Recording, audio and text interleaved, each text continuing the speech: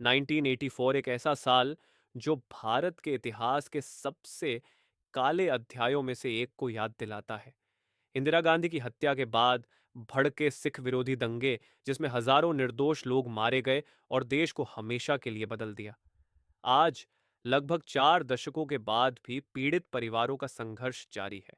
उनका संघर्ष कांग्रेस के पूर्व सांसद सज्जन कुमार को फांसी की सजा दिलाने का।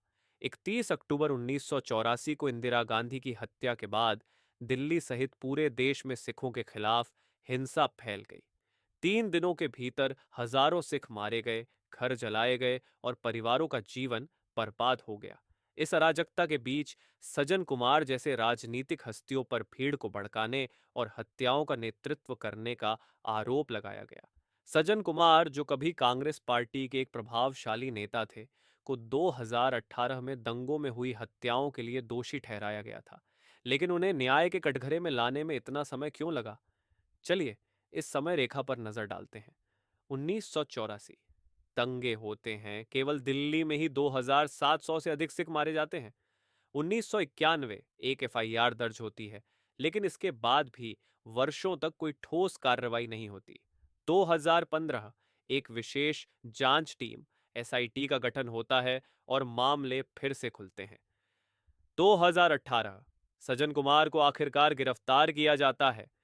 2025 उन्हें जसवंत सिन्हा और उनके बेटे तरुणदीप सिंह की हत्या के मामले में आजीवन कारावास की सजा सुनाई जाती है। पीड़ित परिवार सज्जन कुमार के लिए फांसी की सजा क्यों मांग रहे हैं? उनके लिए यह सिर्फ सजा का मामला नहीं है, यह न्याय का सवाल है। सच्चा, पूर्ण न्याय। एक पीड़ित ने कहा, मैंने अपने पिता, अपने भाई, अपने पूरे परिवार को खो दिया। जब तक सज्जन कुमार जैसे व्यक्ति जीवित हैं, तब तक मैं कभी चैन से नहीं सो पाऊंगा। परिवारों का कहना है कि सज्जन कुमार के अपराध इतने बड़े और भयानक हैं कि उन्हें केवल फांसी की सजा मिलनी चाहिए। उनके लिए यह दंगे नहीं, बल्कि नरसंहार था। जैसा कि हिटलर ने यहूदियों के साथ किया, वैसा ही कांग्रेस नेताओं ने सिखों के साथ किया। अब कानूनी दृष्टिकोण से देखें तो आजीवन कारावास बनाम फांसी की सजा का सवाल जटिल है। सज्जन कुमार के मामले में अदालत ने उनके अपराधों की क्रूरता को स्वीकार किया, लेकिन कुछ नरमई के कारण, जैसे उनकी उम्र और बीमारियां, ने फांसी की बजाय आजीवन कारावास की सजा दी गई। न्यायाधीश ने कहा कि सज्जन कुमार की उम्र 80 साल है और उनकी सेहत भी ठीक नहीं है, इसलिए उन्हें मौत की सजा नहीं दी जा सकती। भारतीय न्याय प्रणाली में भी फांसी की सजा केवल सबसे दुर्लभ मामलों के लिए ही दी जाती है, जहां अपराध इतना घिनौना हो कि इसका कोई दूसरा विकल्प न हो। लेकिन सवाल यह उठता है, क्या सज्जन कुमार के लिए आजीवन कारावास पर्याप्त है? पीड़ित परिवारों का कहना है कि नहीं, उनके लिए यह सजा अधूरी लगती है, खासकर जब उन्होंने इस क्षण के लिए लगभग 40 साल इंतजार किया है। कई परिवार मानते हैं कि उन्हें न्याय नहीं मिला है। वे आज भी अपनी खोई हुई जिंदगियों को याद करते हैं और उनके लिए फांसी की सजा ही सही न्याय की अंतिम पहचान है, जिससे वे इस अध्याय को बंद कर सकें। यह मामला भारत की न्याय प्रणाली पर भी बड़े सवाल खड़े करता है। सज्जन कुमार को न्याय के कटघरे तक पहुंचने में इतना समय क्यों लगा?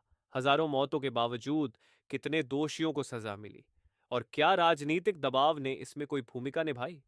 रिपोर्ट्स के अनुसार दिल्ली में दर्ज 587 एफआईआर में से केवल 28 मामलों में सजा हुई।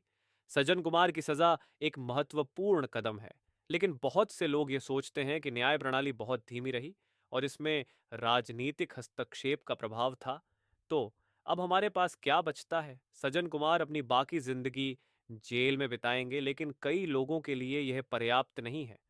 फांसी की सजा की मांग जारी है, एक प्रतीक जो दर्द, नुकसान और न्याय की खोज को दर्शाता है, जो पिछले लगभग 40 वर्षों से चल रही है। आप इस बारे में क्या सोचते हैं? क्या आजीवन कारावास इस मामले में न्याय करता है, या अदालत को और आगे बढ़ते हुए फांसी की सजा देनी चाहिए थी? अपनी राय नीचे कमेंट में साझा करें। देखने के लिए धन्यवाद। हमारे चैनल को सब्सक्राइब करें ताकि आप और भी महत्वपूर्ण कानूनी और सामाजिक मुद्दों पर हमारी गहरी विश्लेषणात्मक वीडियोस देख सकें। अगली बार फिर मिलते हैं।